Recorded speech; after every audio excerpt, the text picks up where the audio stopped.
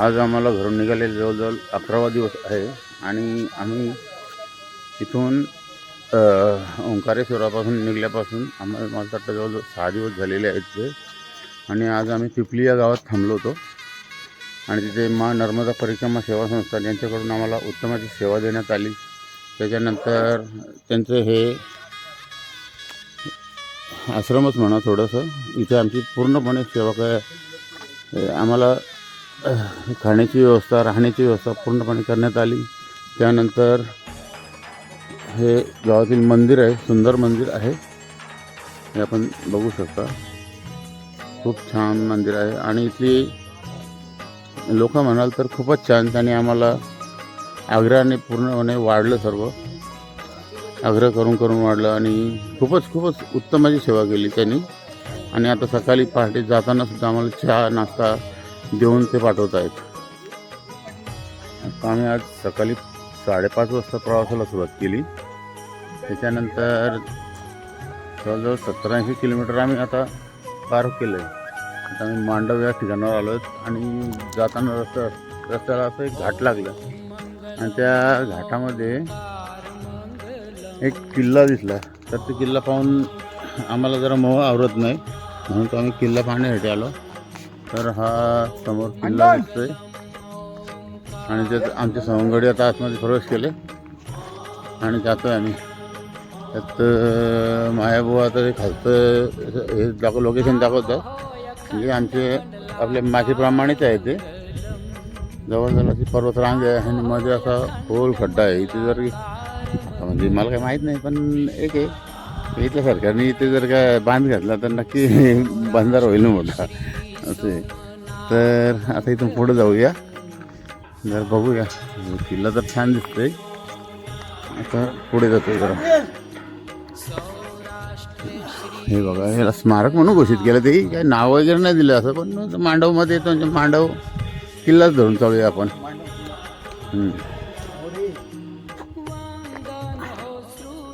आता या प्रवेशातून आतमध्ये प्रवेश करतो आम्ही. हे आमचे सवंगडी हात करतात.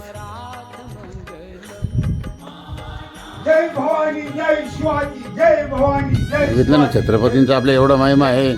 तर कुठला किल्ला दिसला तर त्यांचं नाव ओठावरती येतंय.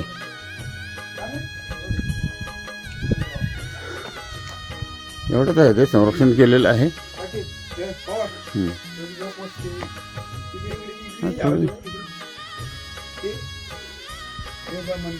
किल्ल्यावर लोक राहतात तिथे आणि एवढंच बघण्यासारखं आहे. इथे आपल्या मेघडंबरी सारख्या 2 हे आहेत मंदिर आहेत समजायची. आणि सुभाष पाटील आले वरती.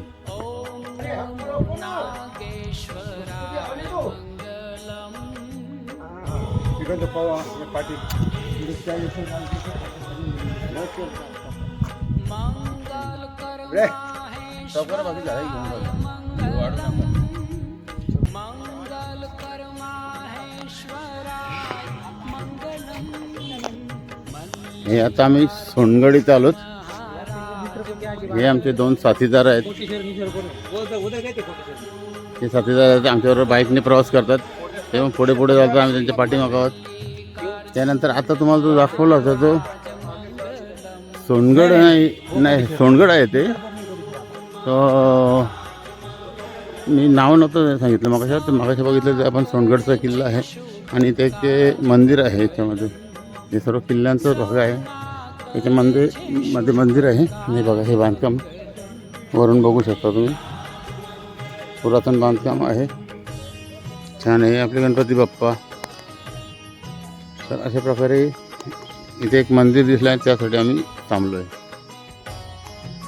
हॅलो, आता आम्ही ज्या जागेवर उभे आहोत तर सोनगडच्या शेजारी एक शिवमंदिर आहे.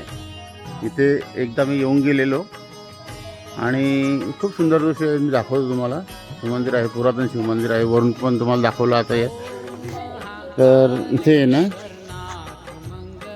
इथे हे नागासारखे कोरलेलं आहे.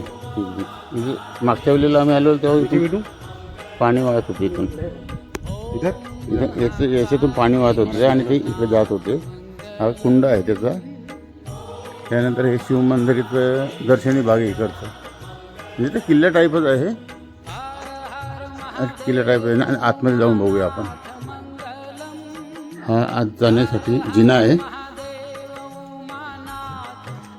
आणि हे बघा बाहेरील दृश्य. हे आतमध्ये जातोय आपण. जिना आहे, आतमध्ये येण्यासाठी खोली आहे तिथे. त्याच्यानंतर हे बघा हे पहा शिवलिंग आहे. खोल दगडात कोरलेलं आहे आणि त्याच्यामध्ये त्या दगडावर शिवलिंग आहे. सुंदर दृश्य आहे. इथून पावसाळी पाणी येतोय. हे वरील घुमट. आता मी दर्शनासाठी आत उतरतोय. चालेल.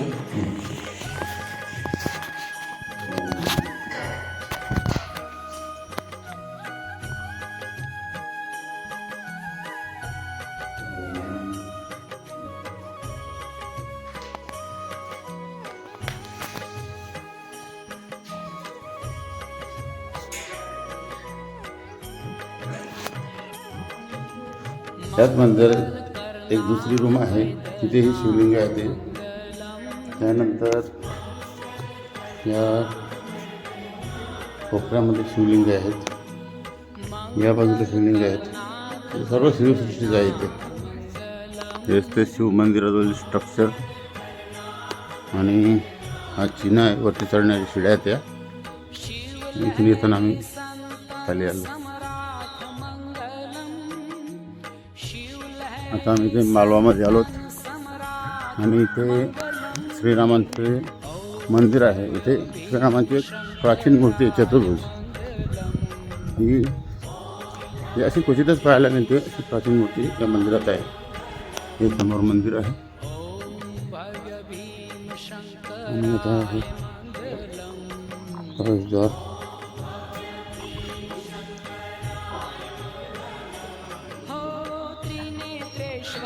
हनुमंतांची छान फोटो आहे हनुमंतांचा.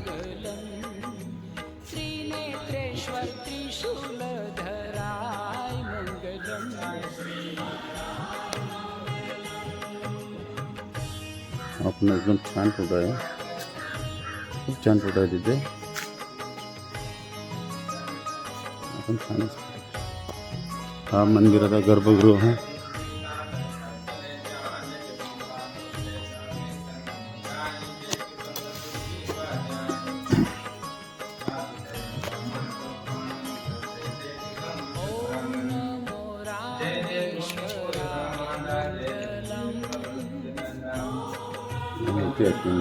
रामकृष्ण सीताराम.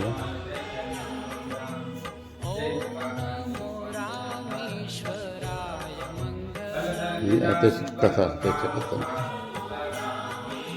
ही बाहेर हनुमंतरायांची मूर्ती आहे, बाहेर सुंदर आहे. समोर हा एक स्ट्रक्चर आहे मुघलकालीन, खूप सुंदर आहे. आणि या मालवा गडावरती मालवा साम्राज्यामध्ये अशी भरपूर मुघलकालीन बांधकामं आहेत. खूप बांधकामं आहेत. फक्त हा समोर दिसला म्हणून मी कॅमेऱ्यात कॅप्चर केला. तसेच हे समोर दिसतंय हे पण त्या साम्राज्याचं मुघलकालीन बांधकाम आहे. अशी भरपूर बांधकामं आहे गडावरती आणि ऐतिहासिक महत्त्व पण त्याला आहे. आणि तेथे आपलं हे राम मंदिर आहे चतुर्भुज मूर्तीचं.